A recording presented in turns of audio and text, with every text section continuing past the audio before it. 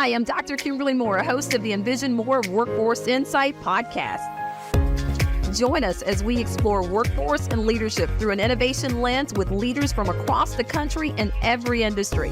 Whether you're in education trying to crack the code for workforce or industry seeking to address your workforce talent strategy, or maybe you just need to be inspired, we've got you covered. Tune in, save us as a favorite, and let's innovate together.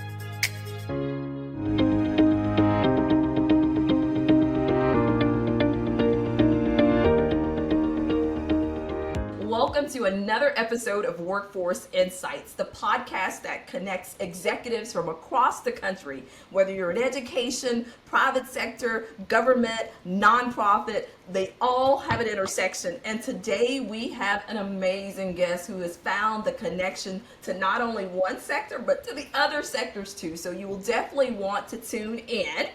And make sure that you subscribe and follow. You will want to follow, grab your pen, pencil, phone, smartphone, everything. You'll want this contact information, especially those of you that are in education in the private sector. So before we get started, Kelli, could you describe your leadership journey in a single word or phrase? What would it be and why? Single word or phrase, Kim, I would have to say my leadership style is probably fail forward. Because I've had to learn to adapt to things my entire career, changing, doing, trying something new, something different, and not being afraid to jump in. Just oh my goodness, jump in and try it. That is so, we're going to unpack and we're going to give you probably 30 seconds to let the audience know kind of who you are and who you represent. And then we'll unpack further just how that journey has unfolded and just some of the benefits that everyone has been able to experience. Certainly. Well, I'm Kelli Chaney, president of Tennessee College of Applied Technology in Knoxville, and we are a technical college. Most of my leadership journey, I was a dean at a community college in rural parts of Kentucky, and spent a lot of time there working in the coal industry and workforce development and upskilling people in the community and the neighborhood. But I've been in Knoxville for about 6 years now as the president of this institution, and we are one of those schools that have just adopted an entrepreneurial mindset and how we move forward together. So that just gives you a little bit of insight about me, but other than that, that's who I am in a nutshell. Well, she says in a nutshell, but she could pack a farm because this lady has done some amazing work, and we're going to hit on some of that. First thing being, congratulations are in order. Man, you've been recognized as the 2024 Entrepreneurial President of the Year. Wow. What does this award mean to TCAT Knoxville? Well, this award, first of all, it completely stopped me in my tracks.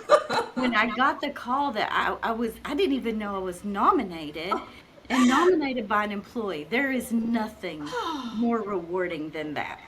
That is unbelievable compliment. So I'm so thrilled and excited about that. But when I got the call from NACCE, because I never ever miss a National Association Community Entrepreneurship annual conference. I've been going to that for 10 years. So needless to say, when you get a call from Rebecca Corbin on your cell phone, it doesn't matter if you're in, well, I was in the fast food lane.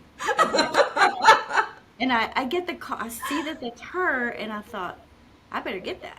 Yeah, right. So there I am, in the drive-through line, taking a call from Rebecca Corbin. And she tells me about the award and that I had been nominated by an employee, and I thought, well, how nice is that? Oh my gosh. But then she told me that I was actually getting the award. Yeah. And I pulled over to the side of the road. I ate my French fries, and I was in disbelief, total disbelief, because it is such an honor to be recognized by an organization like NACCE. Yeah. But it is such a privilege to be able to work with employees who value the work that we're doing together. Oh my God. And that meant the world to me. I will just tell you, it meant the world to me, and so much so that my family surprised me by showing up in Minneapolis at the awards ceremony. My husband, daughter, son, my sister. Oh my gosh. Like, what are you what are you doing here? And my son and daughter were like, well, Mom, we heard about the award because one of our employees shared all that information out, and I didn't tell her to do that. So I didn't know. But there they are. My husband is there, and I'm like, oh, this is a very big deal. It's a big deal because, audience, if you haven't picked up on it, I love it because Kelli is selfless. She is selfless. She believes in the work that you're doing. And if you ever run across her, please do, one, make sure that connection happens. It's real. It's real what you're hearing now. It's real what you see with her team and how they're all on the same page. So it is no surprise to me. Well-deserved honor. I mean, absolutely. Entrepreneurial mindset, just the belief in the best and what the possibilities could be. So I love that. And I think it's probably a great conversation piece for this next one when I think about it, because you're doing it in a different environment. So as a leader of a rural college, what unique challenges and opportunities have you encountered, and how have they shaped your approach to education and workforce development? Yeah. So being a leader in a rural community, now Knoxville is not necessarily rural, of course, but our surrounding service area is rural, and my background is rural community college. So I can tell you an entrepreneurial mindset is critical to solving problems, being innovative, being a self-starter, and sharing that knowledge not only with people within your college, but within your community. It instills confidence. It leads to economic development. It leads to entrepreneurial support and education in places that it wouldn't ordinarily be. And that's what's important. But driving those community college or technical college partnerships in rural areas, like I mentioned to another person, like our project in a rural area of the Knoxville market is we're building a brand new campus 40 minutes outside of Knoxville in a rural area on the property of a high school. Oh my goodness. So those students in high school are getting dual enrollment from TCAT Knoxville. They can walk across the sidewalk, go right into our welding labs, our shops, get the industry certifications and the training they need while they're in high school, and then turn around and enroll when they graduate high school to finish out their diploma at TCAT. Oh my goodness. And go to work with an industry partner right there in that community, because we're going to tailor our curriculum to what is needed in that particular market. So being adaptable, feeling like everything is not a cookie cutter. Everything is not a one size fits all. And being able to meet the needs of industry in those rural areas, being able to meet the needs of those students. Yes. Because there may be transportation challenges, there may be limited access to technology or other things, unbeknownst to them. But if the college is there and all of that is within that setting, we're a 5-minute walk for some, a 5-minute drive for some, and being able to be impactful to not only the community, but the business and industry partners there, but then being real, being there help in the most purest way of whatever makes that community succeed. And again, we're not on one size fits all. So challenges are different. Barriers they may face are a little different. Funding sources may be a little different. But the opportunity is there. Don't be afraid to take the opportunity. I love everything that you've said, where you are working in collaboration, meeting the community where they are, making sure that opportunity exists, and it's not just something that you think about for the urban students, but you're saying, hey, here's an opportunity that meets you where you are in high school, and when you decide that you want to take the next step, it's literally across the parking lot or something, or the sidewalk. Literally across the parking lot, and even if you go to the high school football game, you're going to see TCAT Knoxville building right there in the background. So we made a conscious investment. Oh, I love it. To rural training and education. Oh my goodness. And it's fun, and it's very rewarding, and the opportunities are there. You just got to be unafraid to take the step. Unafraid, and as you mentioned earlier, willing to fail forward. But Yes. here's the thing: when you got your partners, I mean, it's not a fail forward; it's a go forward, and you're doing great things. So when I think about, how do you ensure that TCAT Knoxville remains relevant in addressing the evolving workforce needs, like in rural communities? That was a great example there, where you pointed out that you're aligning it to make sure that, hey, this is what local needs. So talk to our audience about that, because I know that with post COVID, there's been lots of challenges with the workforce, and employers are like, what, is this something that we need to take on our own and start growing our own? Your Yes. solution is that, hey, we're here for you. So talk to us about that. So one of the things that we really found coming out of COVID at TCAT Knoxville, some of the things that our employers just really honed in on was the adaptability of the workforce. The workforce changed. The world changed. Yeah. And how do we adapt to that? And how do we answer the bell for our local employer who maybe employs 500 people 2 miles down the road, but yet be effective and a strong partner for the small business owner that's right on the corner that employs 10 people? The needs are different. Yeah. And how do we adapt to each of those? So we because of our accreditation, we do a couple of different things, but we bring employers to campus, much like any other college would. But they're actively engaged in our industry advisory boards. So we have those meetings annually, meet with them, talk about, is the curriculum relevant? Does this type of welding per se need to change to meet that factory that is going in a mile down the road? Is nuclear energy and nuclear welding, and I'm just using those as an example, are those the same? Or does that big employer that's landing 20 miles outside of Knoxville, is the particular types of welds they need at that nuclear plant what we're teaching? Because if it's not, we need to adapt a curriculum for those people who want to go in that line of workforce. Oh, I love it. I love it. So training and adaptability, of course, is the buzzwords, but being good listeners to our workforce development partners, our economic development partners, Department of Labor, we have really made a conscious effort to push apprenticeship model. Yes. We've made a conscious effort to be involved with re-entry, because that's a whole different dynamic for the student. Their needs are different and the employer needs are different. Absolutely. If I could dive into that for just a minute. Oh, please do. I mean, that's a passion area of mine as well. Yes. Yeah. So we were fortunate. We created a department at TCAT Knoxville called Strategic Impact. Okay. And that department is going to focus on key workforce development things that are out of the ordinary. Yeah.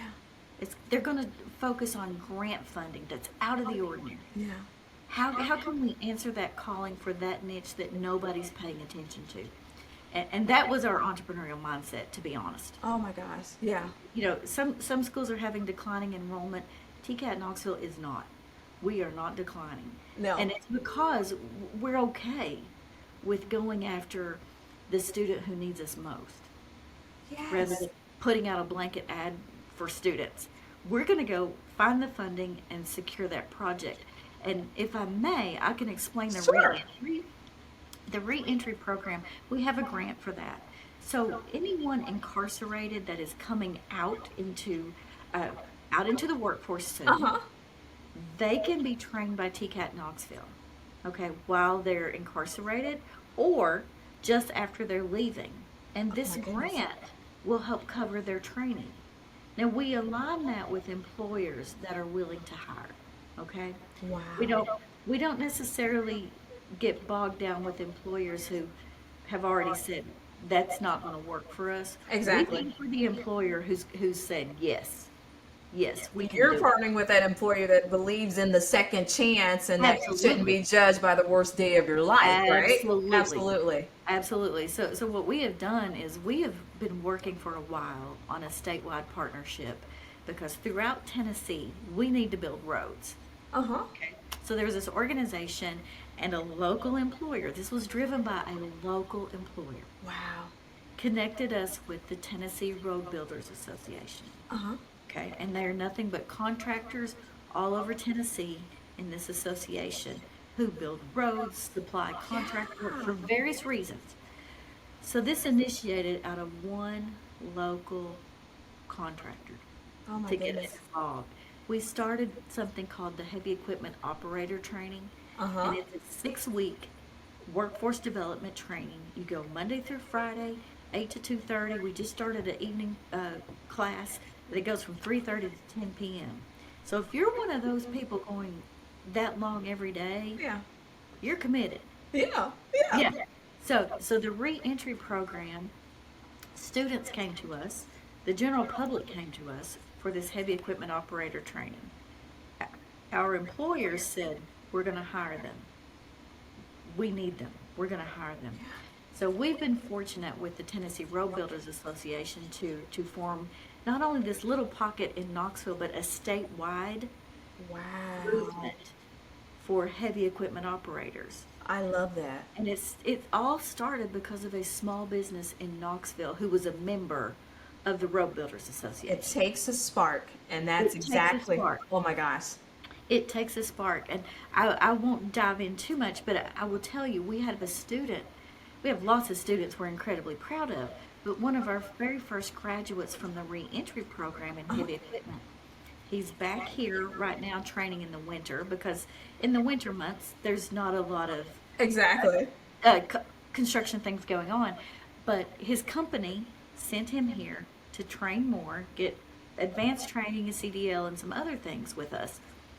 That young man not only became a first hire for the reentry program and a first hire for that company, he was the first in the state as part of this statewide movement. Yeah. His employer signed up with us to be a registered apprenticeship through the Road Builders Association, and he is the very first apprentice for that statewide organization. Now, I say that is amazing. It's I amazing. champion that student. That is amazing. But you see, it takes understanding that there are niches of students who need us way more. Who need us way more, and that if you open the door, life becomes commas and not periods. Exactly. Yeah, I I love love that. that. I love what you just said. Commas, not periods. I'm going to steal that. I'm going to steal that from people. Please do. We can use it because you are, I mean, everything that you talk about, and that was such, again, a great example of how you all are really in tune with your community.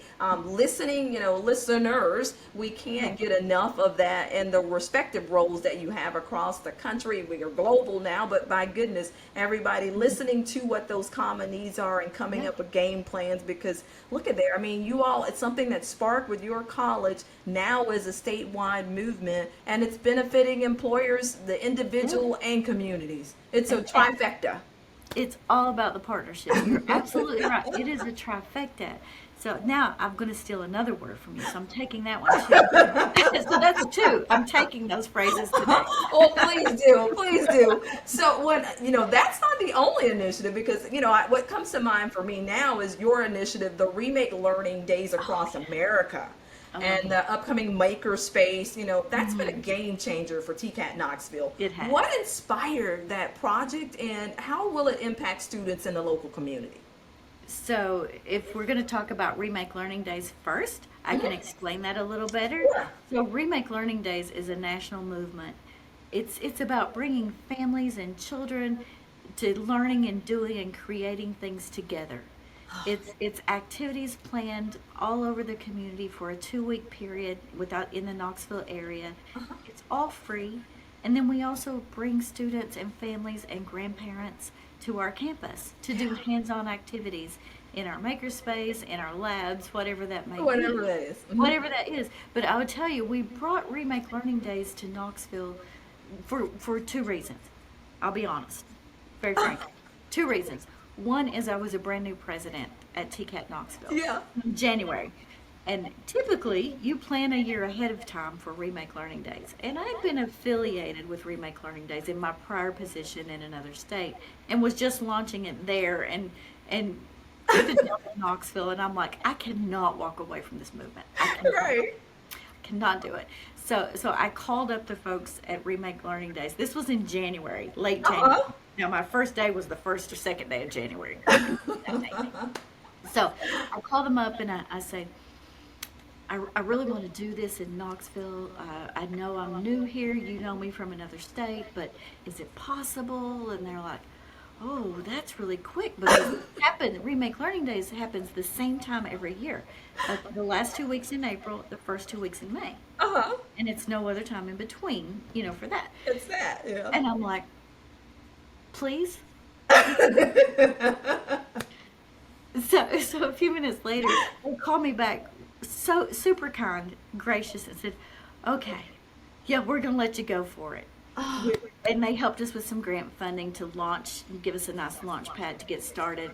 But our thought in Remake Learning Days was at the time, we need more people on our campus. Yeah. I was brand new, not a lot of community engagement on campus. We were an industrial college that we were about getting people in, training them, and getting them out. We didn't really matter that if they stayed around. Right. Appeal to their families, or that sort of Just thing. check mark. We did that one thing. Yeah.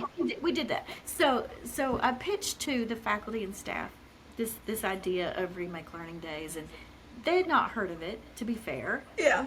And I'm sure they looked at me like their president is nuts. We don't know. And here she is throwing this on us. But you know what? They embraced it. The first Remake Learning Days, we had, I think it was like 600 guests on campus for a day. Yeah. And it was all hands-on, learning and doing and creating. And one of the funnest things that we did that day was at a daycare. And sometimes they sneak that picture of me around. But I have bug eyes on, and we're at a daycare doing an activity with the daycare just down the street. And it was so much fun. But the ladies at the daycare said to me, and the parents later, we didn't know what that school does. Oh my gosh. Wow. So if we just open the eyes or ears of someone new and different, that, hey, that school, that's a pretty good school. They got some things going on. It's not just for those that are coming right out of high school or while you're in high school. It meets you wherever you are. Yes. Yeah. But through Remake Learning Days, we allowed our students to bring their children to campus for a whole day as part of that. Oh, wow. Oh, I don't know if I was crazy or just, fearless. I can't figure that one out. Right. About what was I thinking? But it turned out to be an amazing thing to see, like our nursing students, with each program had its own hands-on activity for our guest. Okay. Wow. So our nursing students were teaching their little children how to do blood pressure checks. Oh my gosh. Donned them in surgical gowns from our surgery tech department. Wow. They painted with their surgery gowns on, just crazy stuff. But what it did was united our campus. Oh my gosh, not united your campus, but the one thing that's coming to mind too is that for a lot of people, I've always been of the mindset that it's not, people don't do because they just, don't have the aptitude or care. They don't know what the opportunities are, what the possibilities are, and you just expose them in a fun way. In a fun way. We wanted to, our goal was to get people in the door, get them to see what our school is all about, look at us a little differently, and honestly inspire the faculty and staff and administration to think differently and do more. Find that spark in your belly. Where is that fire in your belly to do more? But that led, I've had a pipe dream of a makerspace for as long as I can remember. Growing up in rural East Kentucky, I lived in my dad's shop. He was all the time making, doing, creating, and he was an auto mechanic by trade. But I didn't learn of this makerspace until I was at NACCE conferences 10, 12 years ago. And I'm like, okay, this is very cool. So whenever NACCE offered opportunity for attendees to take a tour to a makerspace or something like that, I am like, You're the first one signing up. I'm googly-eyed. I gotta go. So we've been thinking about how do we get a makerspace at TCAT Knoxville, And I swear, Kim, how do we get a makerspace and we're still under construction and demolition? So we worked really hard, cleaned out some older spaces, gutted some things, got some extra funding through our grants department, strategic impact department, Yeah. that would help us support to stand up a makerspace. And so fortunate to do that. So fortunate. So our makerspace, because of, I don't know if it's because of yours truly or because I was just deliberate, but my office is right across the hall from the makerspace. So when I need a breather, I go to the makerspace. You can just go to the makerspace. Yeah, it takes you back. Oh, I love that. Yeah, I love that. So we use that as a place not only to teach entrepreneurship in a fun way to our students, but to our community. Community comes in, is allowed to do things. Our students use it a lot, but it's new. We're just getting that interest out there and just getting settled in this different space ourselves. Yeah. So our goal is to have that wide open to the community really soon. We have Maker Wednesday now. Yeah. We're wide open all day for anyone to come in. We've been able to connect with partners throughout the Knoxville area because Knoxville is known as the Maker City. Yeah. So we're not perfect by any means, and we're not there yet, but we are trying so hard, and people seem to love it. They seem to love our makerspace. I love what you're bringing to the community, but I'd love for the listeners to know too, and I want to throw this in, call it a pitch for Maker USA. You Yeah. also sit on the Maker USA board, and I think that's so critical for education leaders like yourself who are fully embracing the work and Absolutely. opportunity that they have in the community to be a part of shaping what others get to see across this nation, and you do that very much so in your role on that board. Well, it is because of Maker USA that we are able to do what we needed to do to create our makerspace. Because I will tell you, I already said it was a pipe dream of mine for 10 years, but I didn't exactly know how to do it. So I tapped into Steph and Colin at Maker USA Yeah. a few years ago, and Ryan. Just by chance, by accident, because I was at a NACCE event. Yeah. And that's how this all came about. But Maker USA has been instrumental in helping us get this off the ground. I No way love we that. could have done it without them. No way. A common theme, listeners, and again, regardless of where you are in your education journey, because what I hope you've heard as well is that it's not just Kelli, it's the team around her as well that are coming up with these ideas, and they are pushing them forward, and they're doing it through collaboration.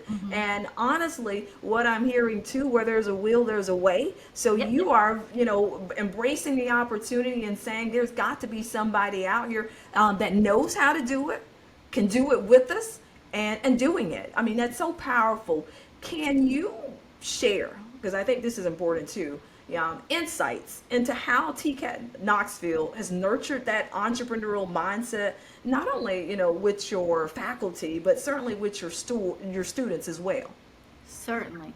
So entrepreneurial mindset was a new way of thinking for my school. We've been together about 6 years here. And we started an entrepreneurial mindset, honestly, Kim, on day one. My very first day on the job, we had our first assembly to talk about where we are as a college. I laid out a workforce development plan, maybe a 5-year plan of where we'd like to be. And I said, we really need to adopt an entrepreneurial mindset to make sure that we're focused on what is here and now, but we're thinking for the future. Yeah. And we're managing within and managing what growth we need to have and how responsive we need to be. Yeah. And that's all about entrepreneurial mindset. And one of the first things I did, I may get criticized for this, but I started the budget hearing process at my school so that every program, they can pitch their budget. I to love the it. administration. Yes. Okay, but that was new. It was a new way of thinking. So their crazy president was coming in with this thing called Remake Learning Days, realignment of workforce development priorities. What the world? I'm sure that's what they're thinking.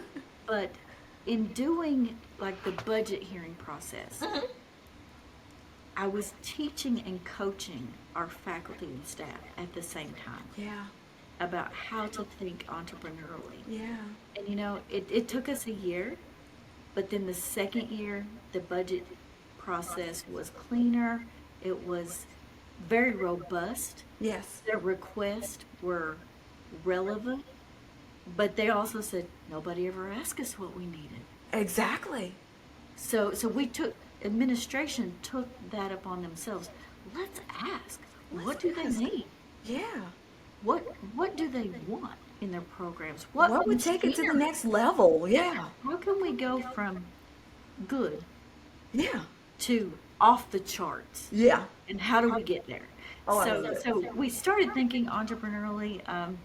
I will tell you, pitch for the trades, if I may comment on that for a minute. Uh-huh. NACCE had this competition called Pitch for the Trades. It rolled out, I think it was 2021, give or take there. But 2020 changed the world of education, regardless. But what it did for our school and Pitch for the Trades, it was like I had this open call for ideas that we could pitch at this conference. And at that same time, it was back in Minneapolis at that time. Yeah. And I had faculty and staff say to me, what do you want us to do? We've never done that before. And so I explained the rules. We picked out a couple of really good folks who wanted to champion that idea. Yeah.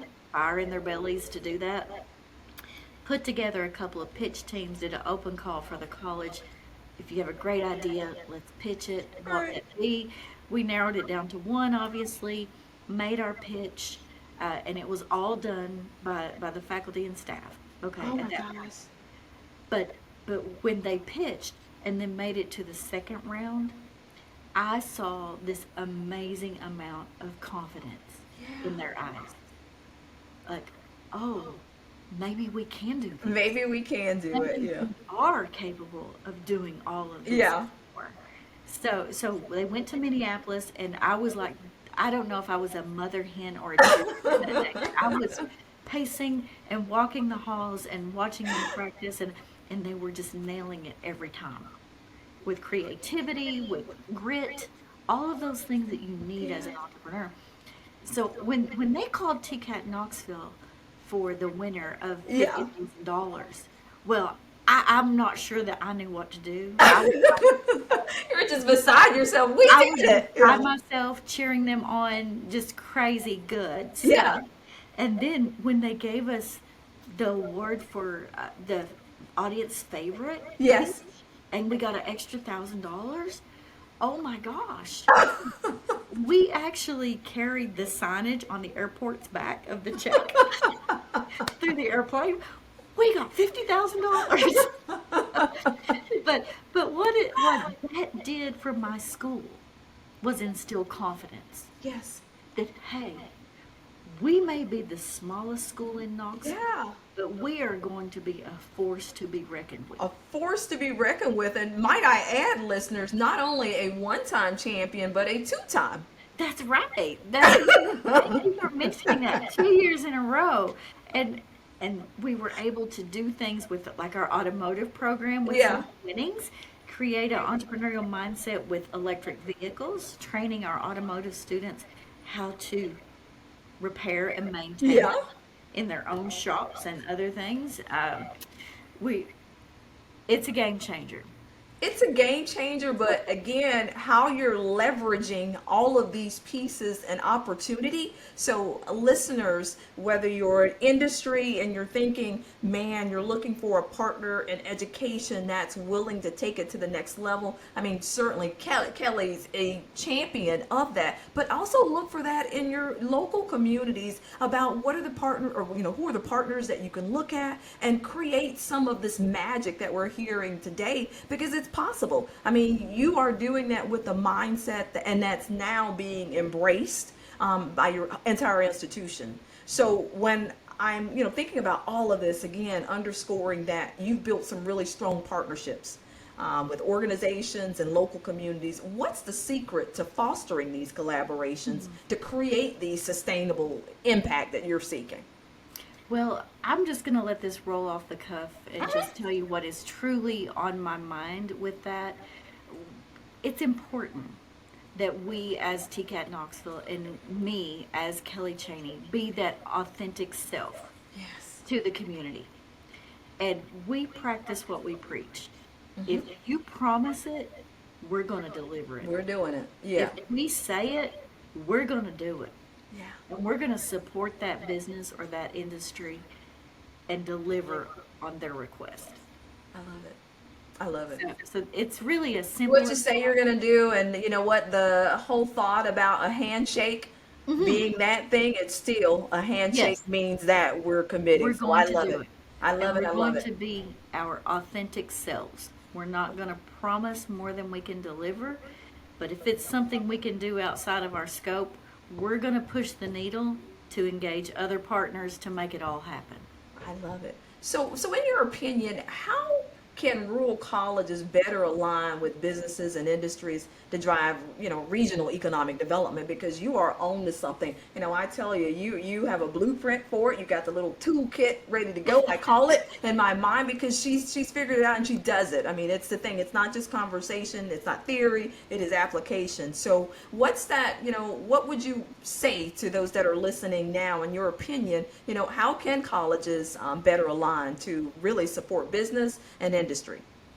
In supporting business and industry, whether it be in a rural college or an urban area, much like Knoxville, aligning those partnerships and being a good listener, being authentic. Of course, I've said that already, but the big thing is going to the heart of that community to see what matters, and then aligning with your chamber of commerce or your economic development teams. But the big thing is people have to trust you. Yeah. And you have to do, and I say you, I'm talking about me. I have to do what I say I'm going to do. And I have to make sure that, especially in rural communities, sometimes, and I can say that because I'm from a very, Yeah. very rural community. And I can say that and be very honest. We don't often trust people Right. as easily as we should.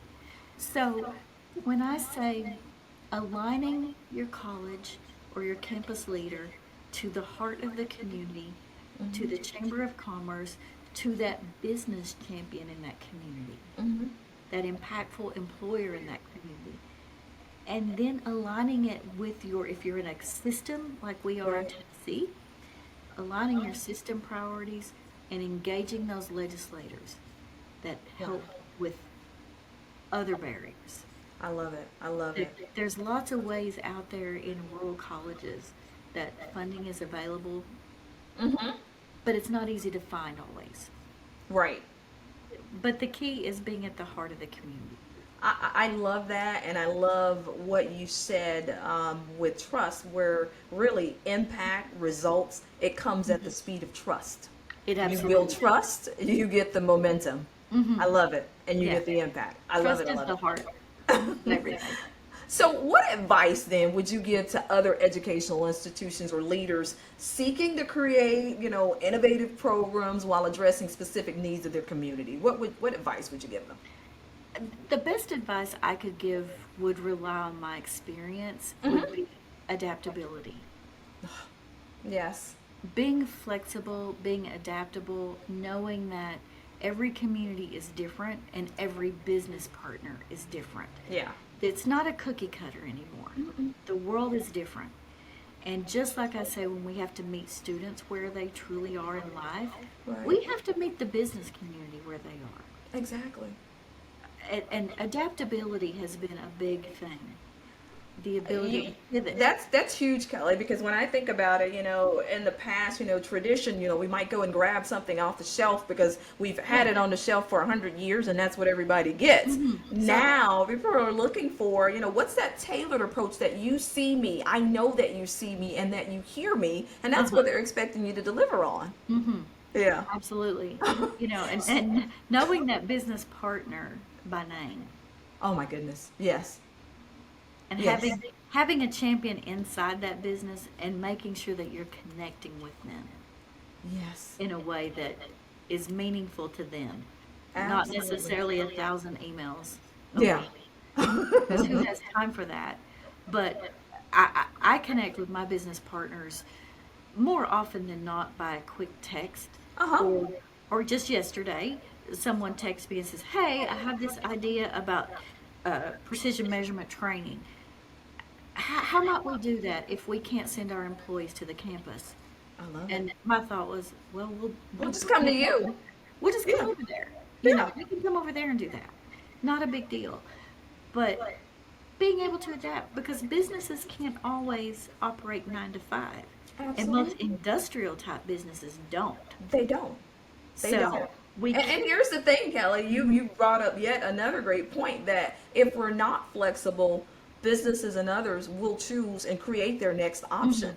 And They'll so do it when we talk themselves. about being relevant, yeah. 100%. Yes. So we've made it to the rapid fire round. Oh, and so wow. that Oh, is wow. Let's see. whatever comes to mind, and we're gonna unwrap that and just Oh, unpack wow. it, and we'll learn something. So morning routine, coffee or tea? Neither. Oh. Diet Pepsi. Plug there. What's a book or podcast you've recently enjoyed? Well, I love your podcast. Thank you. So, and I'm not just saying that because we're on here, but a book that I read recently is Infinite Game.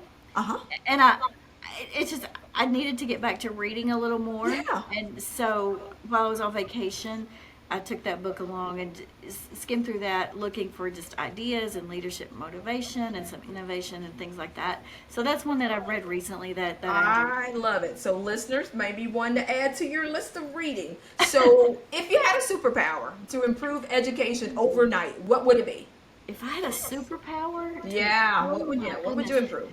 Superpower to change education overnight, I would wave a magic wand and anybody who wants to go to college could go to college for free.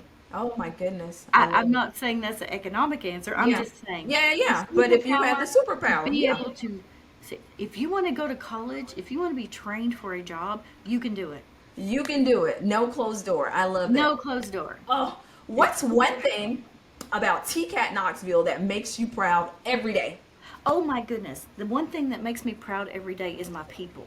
Oh, it is all about our people and finding the right people to put on the bus. So to Oh, I speak. love it. I love it. And trusting each other and building that culture of confidence. Yes. So I would have to say people. Well, you were there before a lot of leaders are figuring that out now. It is about the people, that human centered and driving that. So, I love that. So the best advice you've ever received as a leader, what would that be? Oh, adapt to anything and everything. Oh, sage wisdom, and we're going to close on that note. Kelly, thank you for being an amazing guest, and listeners, thank you for tuning in to another episode of Workforce Insights. Remember to like, share, and of course subscribe, and until the next time, see you then. Thanks for tuning in to the Workforce Insight podcast, powered by Envision More Consulting Group, where we bring your bold visions to life. Remember to subscribe, share, and stay tuned for more insights on navigating the world of workforce and leadership. Until the next time, be bold, be great, and let's innovate.